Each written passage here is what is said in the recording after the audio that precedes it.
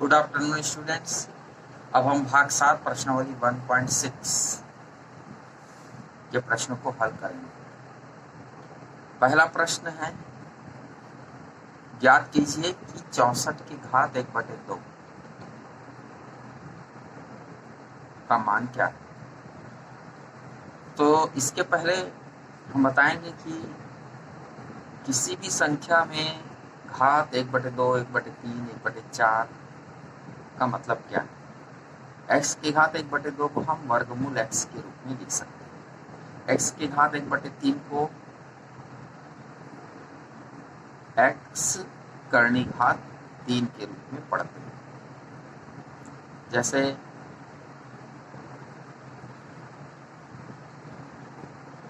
कोई दिया हुआ x का घात 1/4, तो इसे हम कैसे लिखेंगे, x करनी घात 4। इसी तरह अगर x की घात 1/5 दिया है तो x की करनी घात 5 के रूप में लिखते हैं। इसका मतलब ये हुआ, यहाँ पर करनी घात 2 तो है लेकिन इसको लिखते नहीं, 3 से लिखना शुरू करते हैं।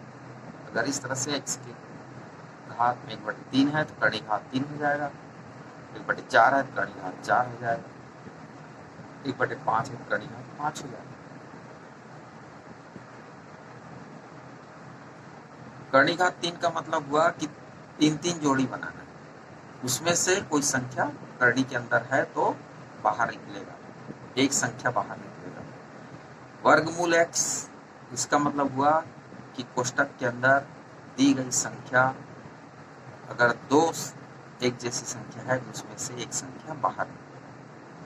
करनी घात 4 दिया है तो 4 जोड़ी में से एक बाहर निकालेंगे। करनी घात 5 है, 5 जोड़ी में से एक बाहर निकालेंगे, एक संख्या को बाहर निकालेंगे। तो इस तरह से आप इसे समझ सकते हैं। तो जोड़ी बाहर वाले जो संख्या है, कितने जोड़ी में से हम एक संख्या को बाहर करेंगे, वह उसके मूल पर निर्भर करता है, करनी घात पर निर्भर करता है। जैसे 64 का घात 1/2, 64 का हम गुणनखंड करेंगे तो इस तरह से 2 से भाग देंगे तो 32 आएगा, 2 दिया 6, 2 दूनी 4, और इसी तरह 32 को भाग दिया जा रहा है तो 2 कम 2 और 2 6 12, 16 हो गया। और इस तरह से आप आसानी से भाग दे लेंगे और 64 वर्गमूल 64 को हम वर्गमूल 2 गुणी 2 गुणी 2 गुणी 2 गुणी 2 गुणी 2 करके लिख सकते हैं। अब वर्गमूल के अंदर कोई संख्या है तो उसमें 2 की जोड़ी में से एक संख्या को बाहर निकालें। तो इस तरह इन 2 में से एक 2 बाहर निकल गए, इन 2 में से 2 को बाहर निकाल दिए, इन दोनों में से 2 को बाहर निकाल दिए, 2 गुणी 2 गुणी 2, इस तरह गुणा करेंगे तो 8 आंसर आए, 2 दूनी 4 गुणी 8। 32 का घात 1/5, तो 32 का गुणनखंड करेंगे और गुणनखंड करके करनी घात 5 है तो हम उसमें से 5 जोड़ी में से एक बाहर निकालेंगे। तो इस तरह आप देख रहे हैं 2 गुणी 2 गुणी 2 गुणी 2 गुणी 2, करनी घात 5 है, यहाँ से केवल 2 को बाहर निकालेंगे और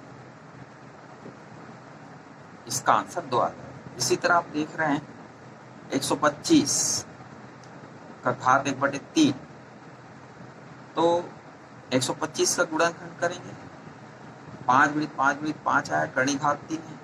यहाँ पर आप देख रहे हैं 3 जोड़ी में से एक बाहर निकलेगा, तो इस तरह से इसका आंसर 5 आ जाएगा।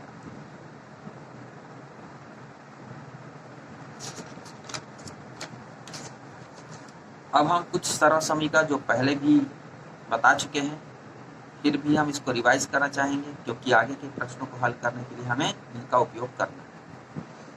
a की घात m डॉट b के a की घात n, आधार समान है और गुणा हो रहा है, तब क्या होता है, घातांक जुड़ जाते हैं। a की घात m कोष्टक बंद और पूरे का घात n, तो यहाँ पर दोनों घातांक का गुणा हो जाता है और आधार वही रहता है, a का घात m इंटू n, इसका आंसर आएगा। ठीक उसी तरह तीसरा में अगर जब भाग दे रहे हैं ए की घात m बटे ए की घात n, घातांक वाली संख्या अगर भाग दिया जा रहा है तो अंश के घात में हर की घात को घटा देते हैं। इसका आंसर आ जाएगा ए की घात m ऋण n। चौथा सर्व समीका है ए बी पूरे का घात m। कोष्टक के अंदर की संख्या ए बी है और उसमें घात m लगा हुआ है। इस स्थिति में ए के घात m और b के घात m अलग अलग हो जाएंगे और गुणा के रूप में रहेंगे। किसी भी संख्या का घात 0 होने पर वह उसका मान 1 होता है। याद रखें, ए के घात 0 के रूप में हो, x के घात 0 के रूप में हो या कोई भी संख्या के घात 0 हो, उसका मान हमेशा 1 के बराबर आता है।